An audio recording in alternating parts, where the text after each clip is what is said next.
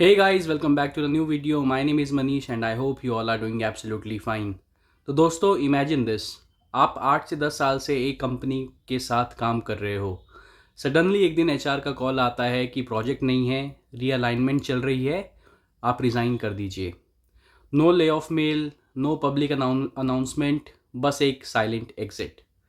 और फिर महाराष्ट्र गवर्नमेंट बोलती है कि पुणे में सिर्फ 376 लोगों को निकाला गया।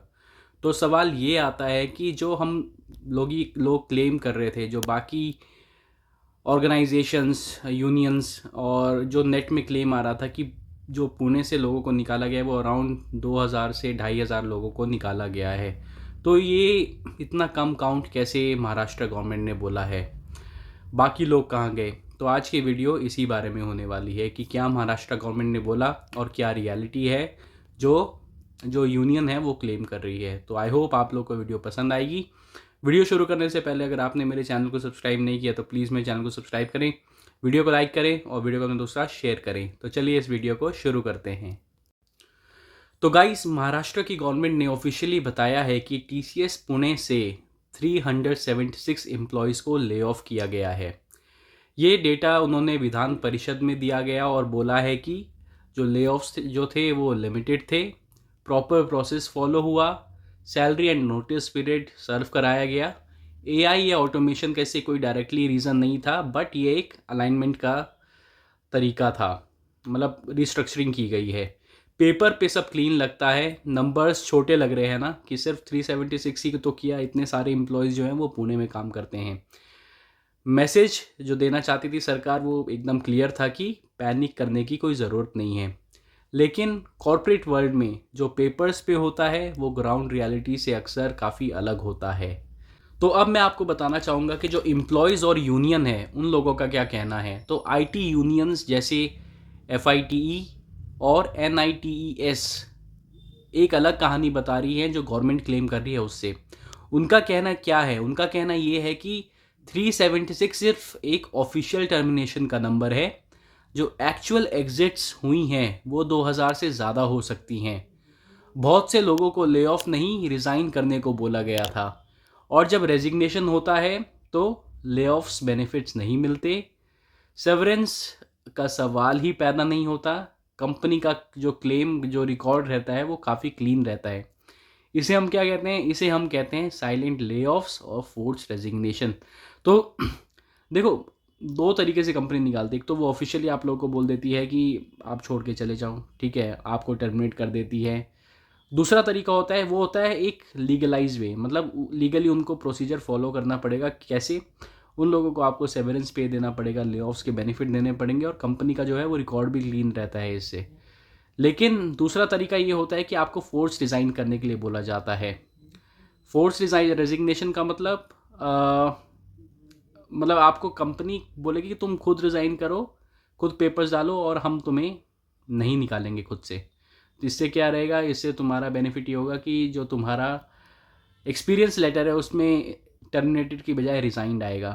तो silent lay off force resignation को जो है गवर्नमेंट ने उस काउंट ही नहीं किया। उन्होंने बस जो ले ऑफ्स हुए हैं उन्हीं को ही काउंट किया गया, जो ऑफिशियल टर्मिनेशन दिखाई गई है कंपनी ने सरकार को। तो कन्फ्यूजन कहाँ आ रही है? 376 का नंबर और 2000 का नंबर बहुत ही एक ड्रास्टिक डिफरेंस है दोनों के बीच में। तो सबसे बड़ा कन्फ्यूजन यहीं से शुरू हो रहा है।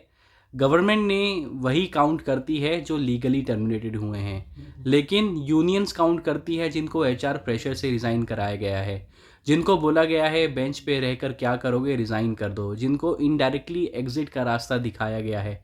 इसलिए गवर्नमेंट बोलती है 376, एम्प्लॉयज़ और यूनियन बोलते हैं इससे तो काफ़ी ज़्यादा है, और दोनों टेक्निकली अपनी जगह सही हो सकते हैं। तो इससे आईटी एम्प्लॉयज़ के लिए क्या वार्निंग सिग्नल है? तो देखो, इस न्यूज़ का सबसे बड़ा जो इम्पोर्टेंट लेसन है वो टीसीएस के नाम से नहीं बल्कि आईटी इंडस्ट्री के लिए है। आज प्रॉब्लम ये नहीं है कि कितने लोगों को निकाला गया, आज प्रॉब्लम ये है कि कैसे निकाला जा रहा है। Silent exits, force resignation, bench pressure, performance के बहाने, स्किल मिसमैच का टैग, ये सब चीज़ों को एक न्यू नॉर्मल बनाने की कोशिश की जा रही है। क्योंकि आप लोगों को पता है कि हर एक सीज़न में, हर एक फाइनेंशियल ईयर में कंपनी जो है वो नई तरीके ढूंढ रही हैं। सबसे पहले आपको पीआईपी ढूंढा गया कि चलो इसकी परफॉर्मेंस ख़राब है, लेकिन अब परफॉर्मेंस को भी नहीं देखा जा रहा है। अब साइलेंट एग्जिट्स का रास्ता वो लोग अपना रहे हैं। Force resignation, bench pressure, performance का इतना ज़्यादा प्रेशर रहता है, स्किल मिसमैच। अब देखो, अगर आप 10 साल से किसी प्रोजेक्ट में काम कर रहे थे तब वो स्किल आपकी अच्छी थी, लेकिन जैसे ही आप रिलीज़ हुए उस स्किल का कोई प्रोजेक्ट नहीं हुआ, तो क्या स्किल मिसमैच हो गई? आपको किसी नई टेक्नोलॉजी में काम करने का उन्हें कुछ ना कुछ एक चांस तो देना चाहिए, पर नहीं, आपको स्किल मिसमैच का बहाना बोल के निकाल दिया जाता है। ये बन रहा है एक न्यू नॉर्मल आईटी इंडस्ट्री में। अगर दोस्तों आप भी एक आईटी एम्प्लॉय हो तो इस स्टोरी को आप कुछ क्लियर लेसन्स मिलते हैं आपको। सबसे पहला, रेजिग्नेशन और ले ऑफ्स का बीच में आपको डिफरेंस समझना पड़ेगा। एचआर प्रेशर में आपको तुरंत रिज़ाइन नहीं करना है। रिटर्न कम्युनिकेशन हमेशा करो, ओरल और चैट्स के कम्युनिकेशन को इतनी ज़्यादा तवज्जो मत दो। लेबर लॉज और नोटिस पीरियड्स के रूल को जानो। स्किल अपग्रेडेशन के साथ साथ लीगल अवेयरनेस भी ज़रूरी है। आज सिर्फ स्किल स्ट्रॉन्ग होना काफ़ी नहीं है, पोजीशन और राइट्स भी स्ट्रॉन्ग होने चाहिए।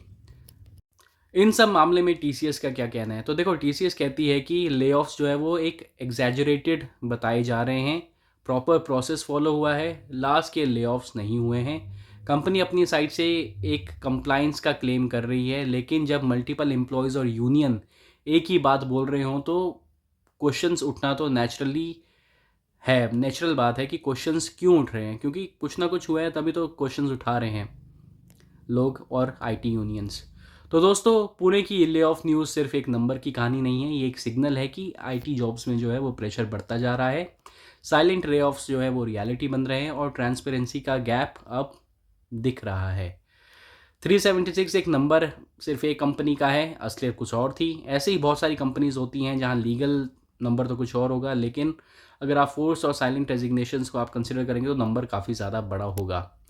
तो ये था आज की वीडियो कि कैसे जो न्यूज़ है उसको दबाने की कोशिश की जा रही है कि जो आपके ओरिजिनल नंबर है और जो आपके ऑफिशियली करेक्टेड नंबर्स हैं वो कितने डिफरेंस हैं। तो आई होप ये थी आज की वीडियो। आई होप आप लोगों को वीडियो पसंद आई होगी। वीडियो पसंद आई है तो प्लीज़ मेरे चैनल को सब्सक्राइब करें, वीडियो को लाइक करें और वीडियो को अपने दोस्तों के साथ शेयर करें। मैं मिलता हूँ आपको नेक्स्ट वीडियो में, तब तक के लिए bye bye, take care and have a nice day.